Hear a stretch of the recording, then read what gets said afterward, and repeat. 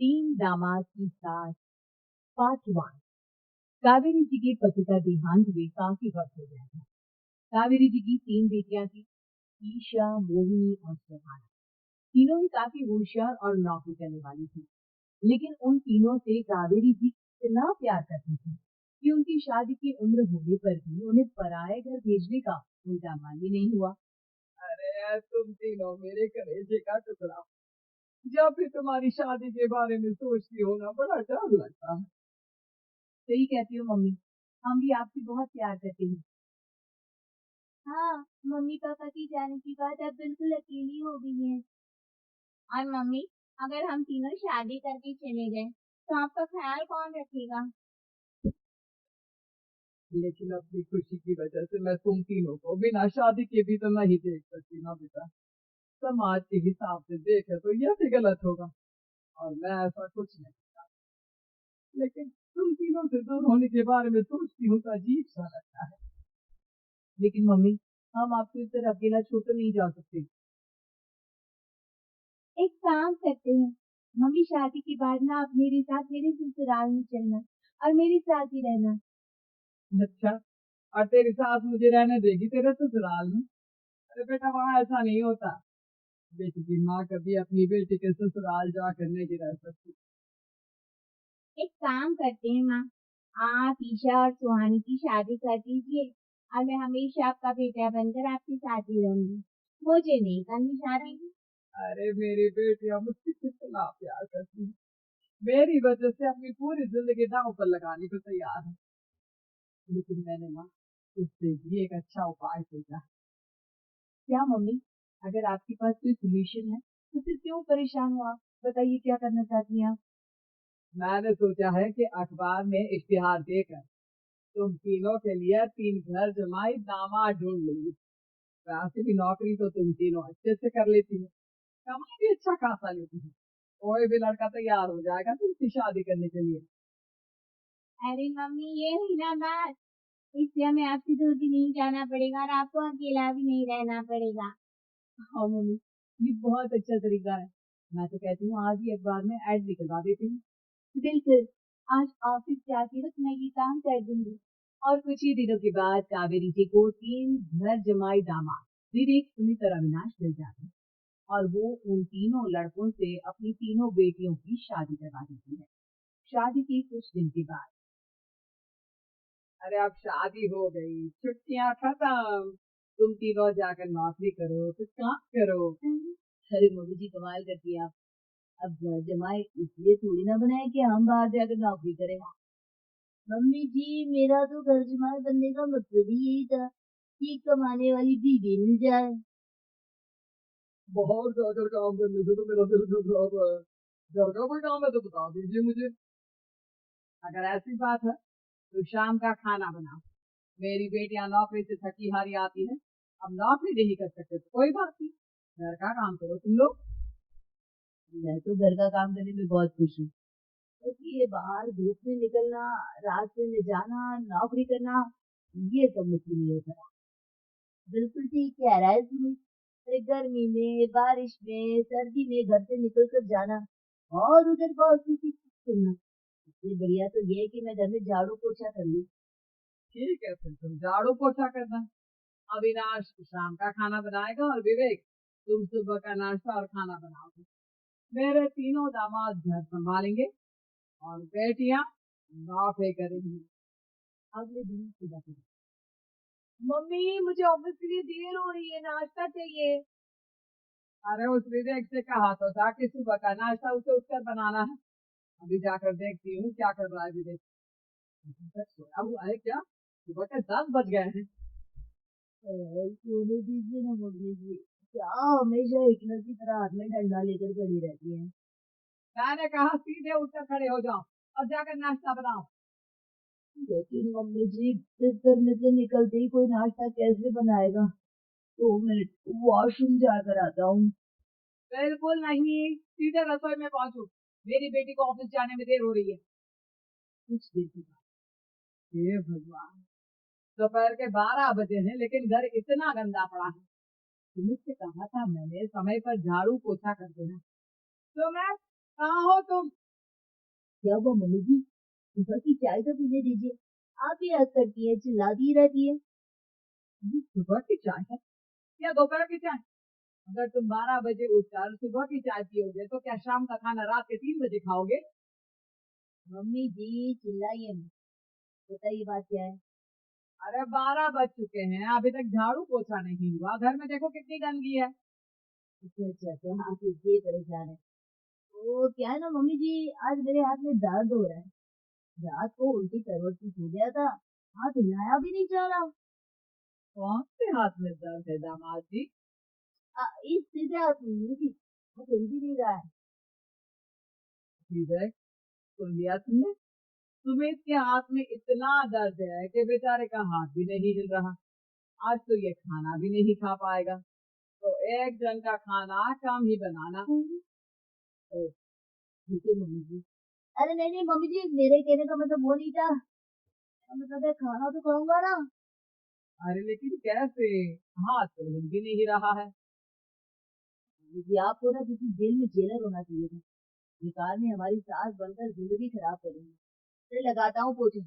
ये बेचारा घर जमाई और कर भी क्या सकता। शाम को जब ईशा, सुहाना और मोहिनी ऑफिस से लौट कर आती मम्मी, शाम की खाने में क्या बना है? अब ये तो तेरे पति को ही मालूम होगा ना बेटा, उसने ही खाने की जिम्मेदारी ली थी।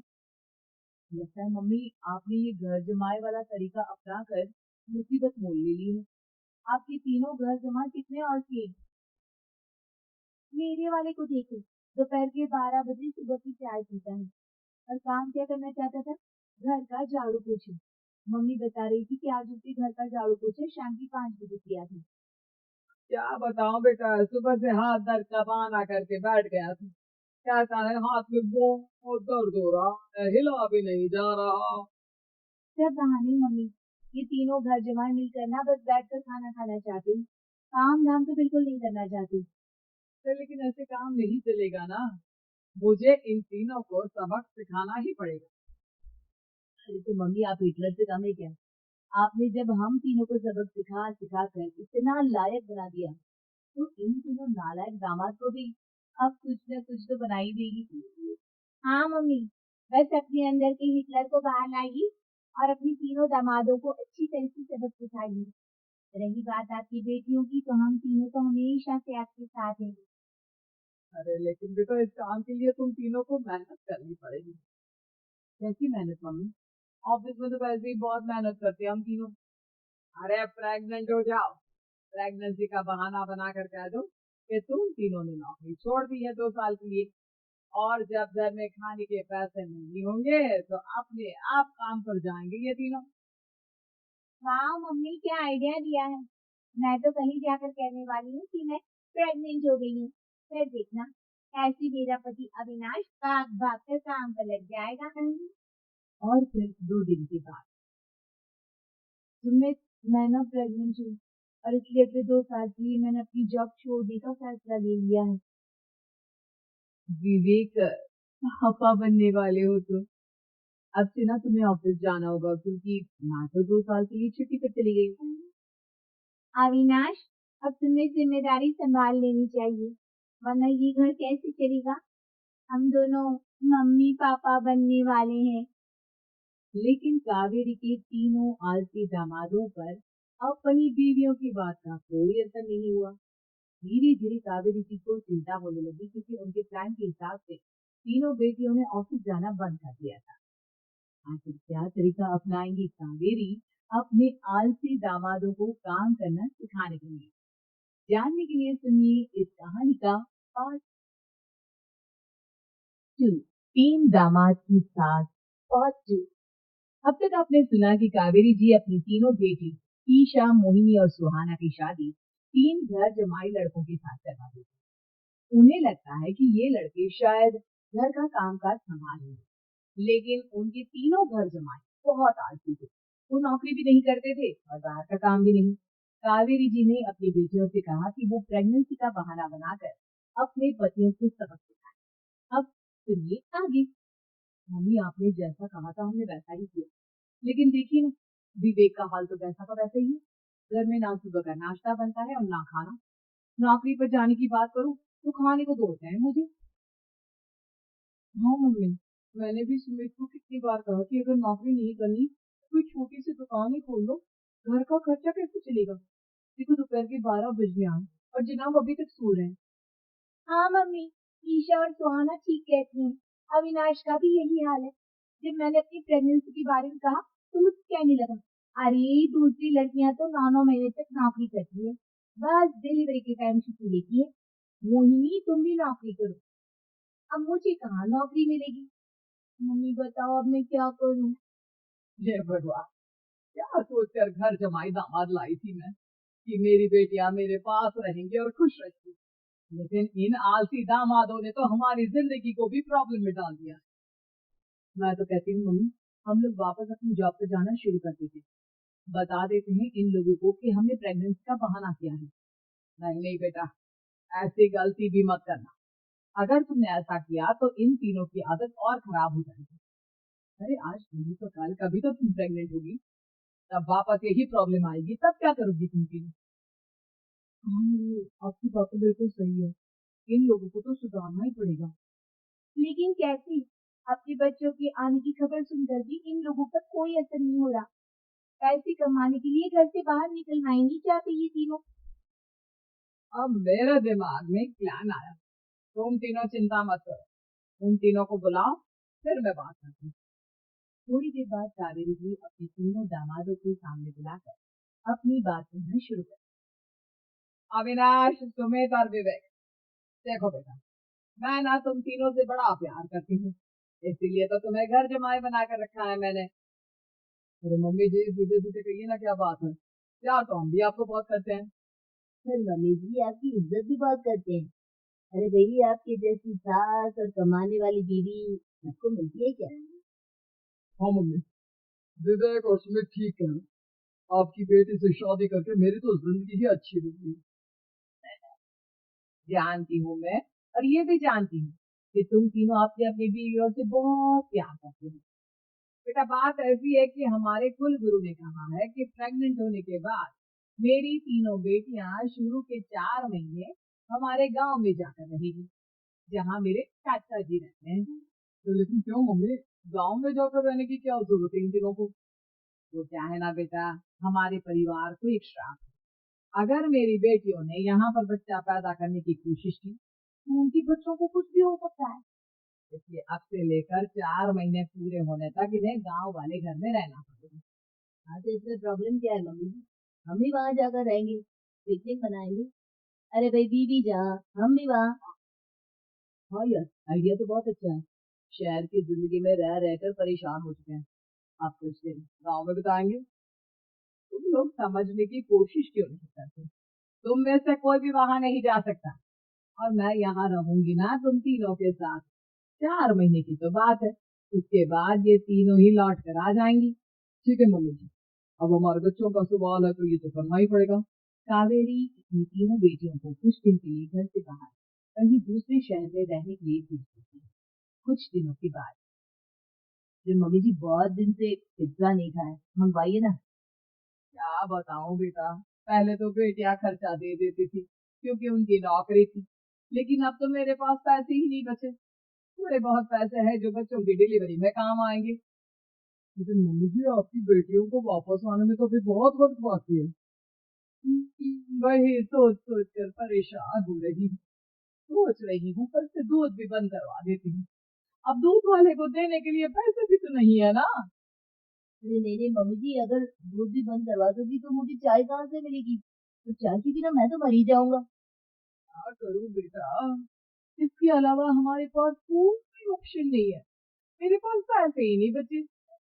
इस तरह कावेरी जी धीरे धीरे अपने तीनों दामादों को पैसे देना बंद कर देती है और घर में खाने पीने की चीजें लाना भी बंद कर देती है। अब वो तीनों बुरी तरह से परेशान होने लगे थे, और इसलिए एक दिन तीनों प्लान करके घर से बाहर निकलते हैं और बाजार में जाने के बाद। और अच्छा खाना खाए हुए कितने दिन हो गए, पता नहीं कब अच्छा खाना मिलेगा। हमारी बीवियों के जाने के बाद तो हमारी हालत भिखारियों जैसी हो गई है यार। कुछ भी हो, मुझे तो आज पिज्जा खाना ही खाना है। जेब में 1 रुपया नहीं और पिज्जा खाना, कहाँ से आएंगे पैसे। देख वहाँ सामने बोर्ड पर क्या लिखा हुआ है।